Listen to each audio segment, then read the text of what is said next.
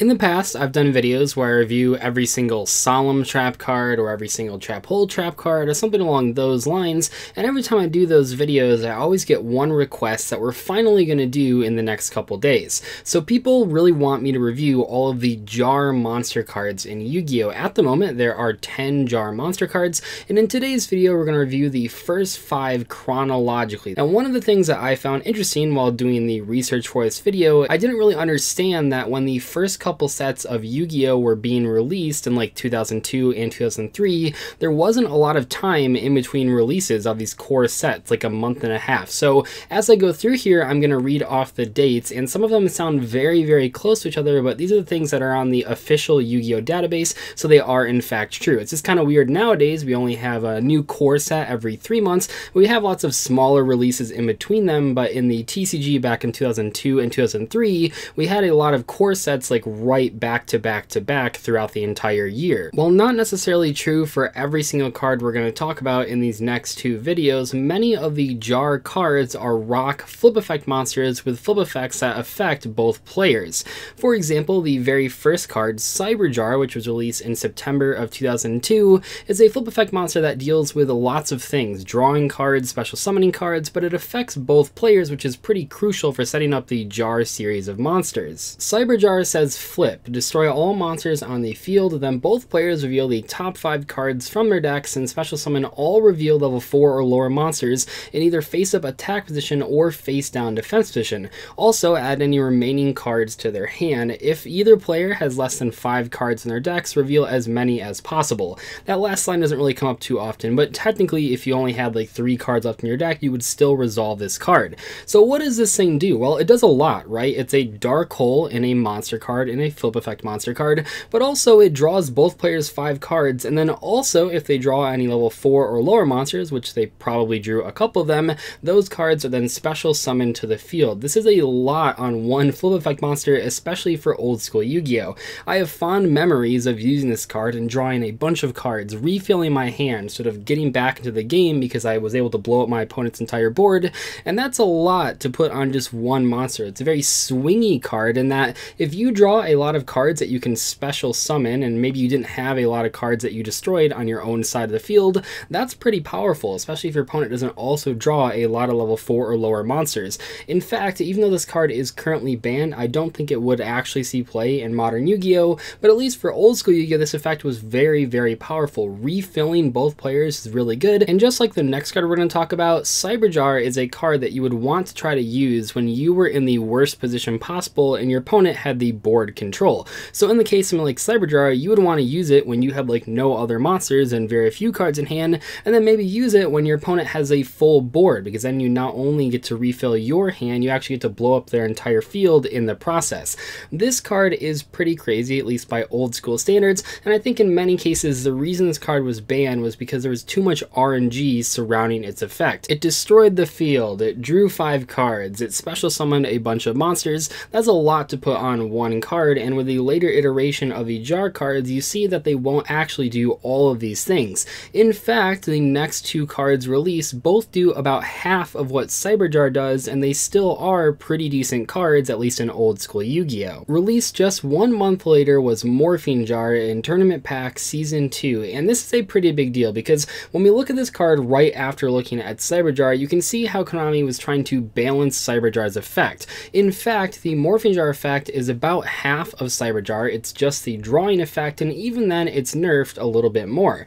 So this is a rock flip monster that says both players discard as many cards as possible from their hands, then each player draws 5 cards. So what's the big deal here? Well, there's a couple big deals, but one of them is that you have to discard your entire hand before drawing 5 cards. One of the craziest things about Cyber Jar is that if it flipped up on your turn, like in main phase 1, you flipped it up, you drew 5 cards, you special summon a bunch of monsters, and even though your hand size might have been like 10 or 11 or 12, you don't have to discard down to 6 until the end phase. So if you had a bunch of traps or normal spells or other summons you're trying to do, you could do all of those before you had to suffer the penalties of actually having too many cards in your hand.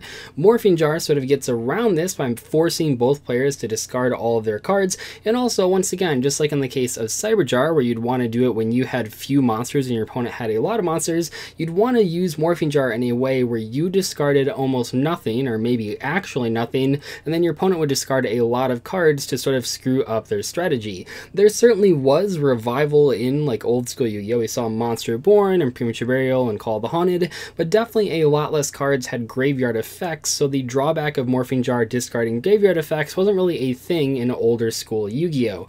Worth noting, this card is currently not banned, but it's also really not being played in anything. It certainly is just a little bit too slow for modern eras of Yu-Gi-Oh! And also, like I just mentioned, pretty much every single deck, even the more casual ones, have a ton of graveyard effects that you probably don't want to activate with Morphing Jar. Released just 19 days after Morphing Jar number 1 was Morphing Jar number 2, and this had the other half of Cyber Jar's powerful effect. This thing says flip, shuffle all monsters on the field into the deck, then each player excavates cards from the top of their deck until they excavate the same number of monsters that they shuffled into the main deck, special summon all excavated level 4 or lower monsters, and face down defense mode, also send the remaining cards to the graveyard.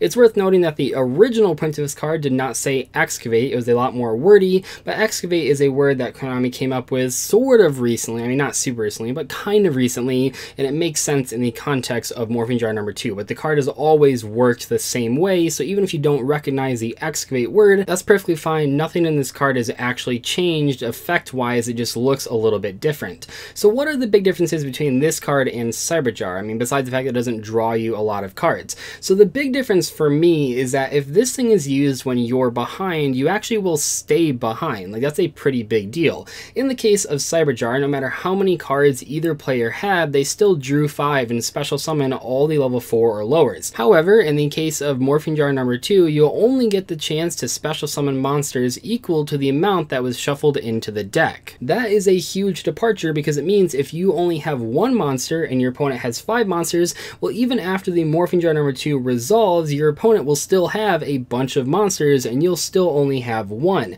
Of course, they won't be the same monsters necessarily, and they'll be face down, not face up. This card, alongside Morphing Jar number 1, was banned because of a degenerate combo with Jackpot 7, a card that realistically probably wouldn't have seen that much play, and that's where this card has remained ever since. Probably it will eventually come off the ban list. It's a lot more likely than something like Cyber Jar, but that's why it got banned. Worth noting, this card actually does have a pretty cool application against extra deck monsters that was experimented with before it got banned, and that's that this card can shuffle extra deck monsters into the extra deck, but it only goes through special summons for the monsters that your opponent put into their main deck, not the extra deck. What that means is that if your opponent has 5 extra deck monsters on the field and you shuffle them all back, your opponent actually won't get a chance to special summon any monsters from their deck, and that is a really effective way to deal with a pretty large board.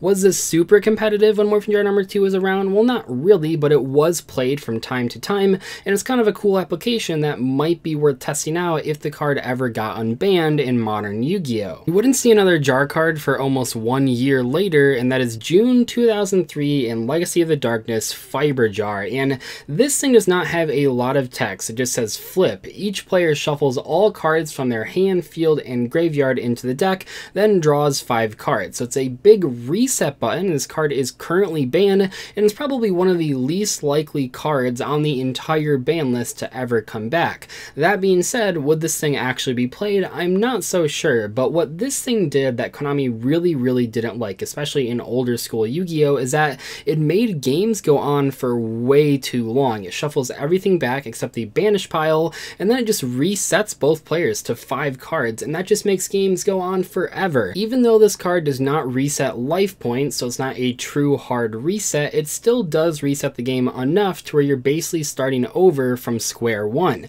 What's funny is that when I was playing the Pokemon TCG for a few months, there was a supporter card that basically did this same thing without the draw effect, and it actually got banned while I was playing Pokemon. It was one of the first banned cards they had had in years.